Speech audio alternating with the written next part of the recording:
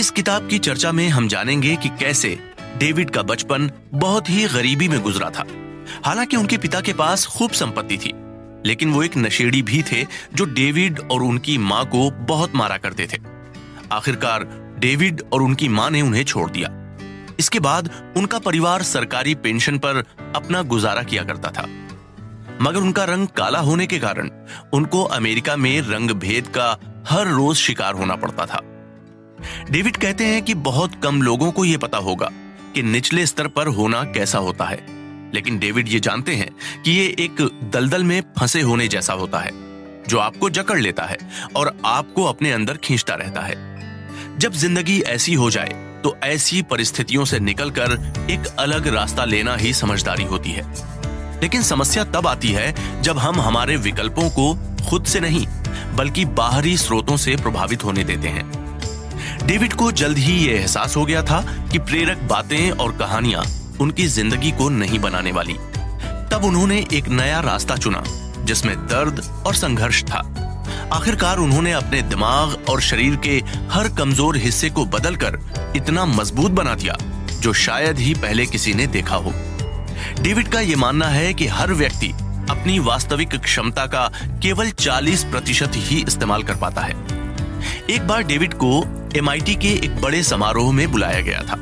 हालांकि डेविड ने कभी भी किसी विश्वविद्यालय में एक विद्यार्थी के रूप में कदम नहीं रखा था, फिर भी वो दुनिया के सबसे मशहूर कॉलेज में एक मेहमान के तौर पर बुलाए गए। उस समारोह में थोड़ी देर तक ऐसे ही बातें चलती रहीं। इसके बाद डेविड ने देखा कि MIT के कुछ प्रोफेसर ये कह रहे हैं कि हर व्यक्ति की एक सीमा होती है जिसमें वो कुछ चीजें बिल्कुल नहीं कर पाते, फिर चाहे वो कितने ही कठोर क्यों ना हो जाए। इसलिए इस बात से बिल्कुल फर्क नहीं पड़ता कि आप अपने दिमाग से कितने मजबूत हैं। वहीं उस हॉल में मौजूद हर व्यक्ति भी इस बात को स्वीकार करता नजर आ रहा था। जब डेविड से पूछा गया कि क्या आप इस बात से सहमत हैं, तब डेविड ने बिना किसी संदेह के साथ जवाब दिया कि प्रोफेसर ने जो बात अभी कही है वो 99% लोगों के लिए सही है, लेकिन 1% लोग ऐसे हैं जो हर मुश्किल को पार करके ही दम लेते हैं। डेविड ने इस बात पर पर्सिया के दार्शनिक हिल्टन का उदाहरण दिया, जिसने एक बार कहा था कि किसी भी जंग में 100 में से 10 आदमी ऐसे होते हैं जो लड़ाई के मैदान में होने ही नहीं चाहिए।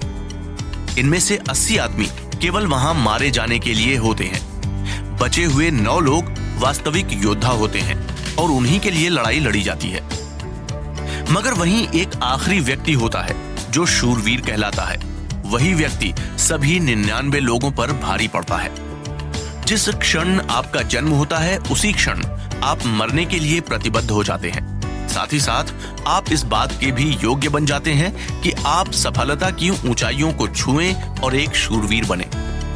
मगर ये पूरी तरह से आप पर निर्भर करता है कि आप अपनी जिंदगी की जंग में क्या बनना चाहते हैं। इसके लिए जरूरी है कि हम अपनी क्षमताओं का पूरा इस्तेमाल करें। तो तैयार हो। मुझे हालातों का शिकार बन जाना चाहिए था। डेविड अपनी मां, बड़े भाई और पिता के साथ न्यूयॉर्क के एक अमीर इलाके में रहते थे। वहां आसपास डॉक्टर, बड़े बड़े वकील और यहां तक कि प्रसिद्ध फुटबॉल खिलाड़ी भी रहा करते थे, जिनकी कार बहुत शानदार थी। डेविड के घर के आगे भी एक मर्सिडीज और एक रोल्स रॉयस खड़ी रहती थी, लेकिन सच डेविड के घर की दीवारों के पीछे छुपा था। डेविड के पिता ट्रूनिस गॉगिन्स एक स्केट रॉक क्लब चलाते थे, जिससे वो काफी अच्छे पैसे कमाते थे। लोगों को लगता था कि उनका परिवार भी एक सभ्य परिवार की भांति है, जहां सब आपस में मिलजुल कर रहते हैं। मगर सच्चाई इससे कोसों दूर थी। डेविड के पिता न केवल एक नशेड़ी थे, यहां तक कि वो कई सारी आपराधिक गतिविधियों में भी शामिल थे। ट्रूनिस डेविड की मां जैकी से 17 साल बड़े थे और उन्होंने जैकी से कभी भी कानूनी तौर पर शादी नहीं की थी। हर रात डेविड और उनकी मां क्लब में रात भर काम करते थे। रात को वो गंदे टॉयलेट साफ करते और वहीं पर सोते थे। जब भी काम में कोई गलती होती तो डेविड और उनकी मां को ट्रूनिस बहुत मारते थे। डेविड अक्सर मार के कारण अपने शरीर पर पड़े निशानों को छुपाने का प्रयास करते थे। स्कूल में उनकी यही कोशिश रहती थी कि कोई भी उनकी मार के निशानों को न देखे, क्योंकि यदि कोई उनके निशानों को देख लेता तो ये निशान और ज्यादा गहरे हो जाते। उनके पिता ये बिल्कुल भी नहीं चाहते कि कि किसी और को उनके घर की बात पता चले। डेविड और उनकी माँ दोनों उनके पिता के डीजे क्लब में हर वक्त काम करते थे। उनके पिता ने किसी भी अन्य कर्मचारी को काम करने के लिए नहीं रखा था। डेविड के पिता की आसपास के मोहल्ले में अच्छी खासी पहचान थी, जिसके कारण लोगों को हमेशा यही लगता था कि वो एक बहुत ही अच्छा इंसान है जो अपने बच्चों और पत्नी का बेहद ख्याल रखता है। एक दिन जब डेविड की माँ ने एक छोटी सी गलती कर दी तो ट्रूनिस को बहुत गुस्सा आ गया। इस गलती पर वो अपनी बेल्ट निकालकर अपनी बीवी जैकी को लगातार मारता रहा। आखिरकार जैकी ने घर में लगा इमरजेंसी अलार्म बजा दिया, जिससे ट्रूनिस रुका और ऊपर चला गया। उसे पता था कि पुलिस रास्ते में ही होगी। जब पुलिस आई तो ट्रूनिस पहले से ही दरवाजे पर खड़ा हो गया और पुलिस वालों से हंस हंस कर बातें करने लगा। पुलिस ने डेविड की माँ जैकी को ट्रूनिस के पीछे खड़ा देखा। उन्होंने ये भी देखा कि जैकी का चेहरा सूजा हुआ था और उसके मुंह से खून निकल रहा था, लेकिन बावजूद इसके पुलिस ने इसे नजरअंदाज कर दिया क्योंकि ट्रूनिस का एक अच्छा खासा रुतबा था और उसकी पहुंच पुलिस तक भी थी। डेविड और उनकी माँ को यह एहसास हो गया था कि उनको बचाने वाला कोई नहीं है। एक दिन ट्रूनिस सब लोगों को एक क्लब लेकर गया जहां वो जुए में लाखों रुपए हार गया। जब सब लोग वापस अपने घर आ रहे थे तब डेविड ने केवल इतना कहा कि उन्हें इस क्लब में नहीं जाना चाहिए था। ये सुनते ही ट्रूनिस आग बबूला हो गया। उसने डेविड को कहा कि वो घर जाते ही अपने कपड़े निकाल दे। डेविड जैसे ही घर पहुंचा उसने ट्रूनिस की बात मानी और डरते हुए हॉल में जाकर कपड़े उतार कर खड़ा हो गया। उसे ये मालूम था कि आज उसे अपनी जिंदगी की सबसे बुरी मार पड़ने वाली है। हॉल की लाइट बंद थी, जिसके कारण डेविड ज्यादा कुछ नहीं देख पा रहा था, लेकिन जैसे ही उसने गेट के खुलने की आवाज सुनी तो वो डर गया। उस हॉल में केवल इतना ही उजाला था कि वो ट्रूनिस की आंखें और थोड़ा चेहरा ही देख पा रहा था। ट्रूनिस ने बेल्ट निकालकर पहले डेविड की कमर पर मारा। जब डेविड ने अपने हाथों से उसे रोकने की कोशिश की तब ट्रूनिस ने उसकी जांघों और पैरों पर मारना शुरू कर दिया।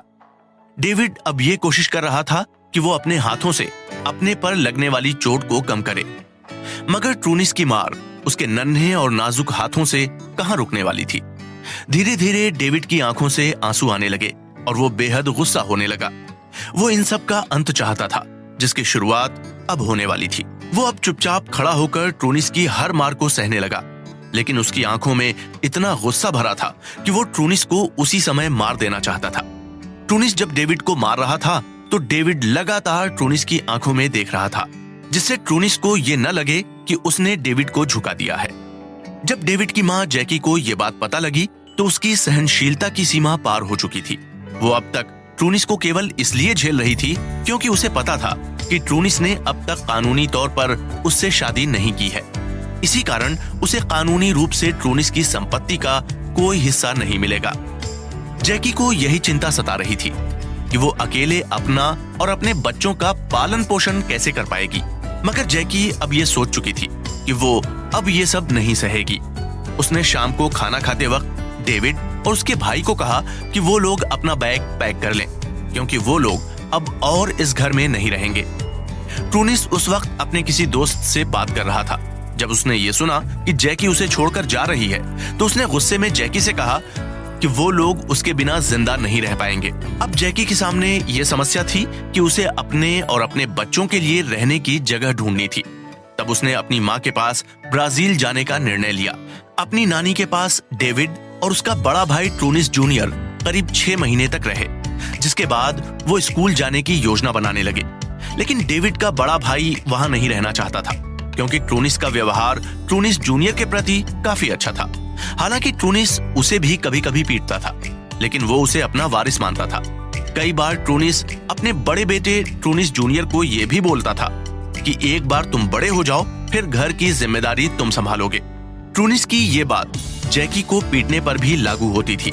हालांकि ट्रूनिस जूनियर कभी भी अपनी माँ को ट्रूनिस के हाथों पीटते हुए नहीं देख पाया। उसकी आंखें और उसका मन इतना दर्दनाक दृश्य देखने के लिए बिल्कुल भी तैयार नहीं था। जब भी ट्रूनिस जैकी को पीटता था तो ट्रूनिस जूनियर हमेशा अपने कमरे के बाहर खड़ा रहता था। लेकिन जब उसने देखा कि उसके पिता का व्यवहार बाकियों की तुलना में उसके साथ थोड़ा अच्छा है तो उसने वहीं रहना पसंद किया। डेविड जब स्कूल गया तो उसे दूसरी कक्षा में रखा गया। दूसरी कक्षा में उस उम्र का वो एकमात्र विद्यार्थी था जो कमजोर था। उसे दूसरी कक्षा की पढ़ाई के बारे में कुछ भी पता नहीं था, लेकिन किस्मत से डेविड को एक अच्छी शिक्षिका सिस्टर कैथरीन मिली, जिसने डेविड का ख्याल रखा और उसे हर बात ठीक से समझाई। उन्हीं के कारण डेविड धीरे धीरे पढ़ाई में भी अच्छा प्रदर्शन करने लगा।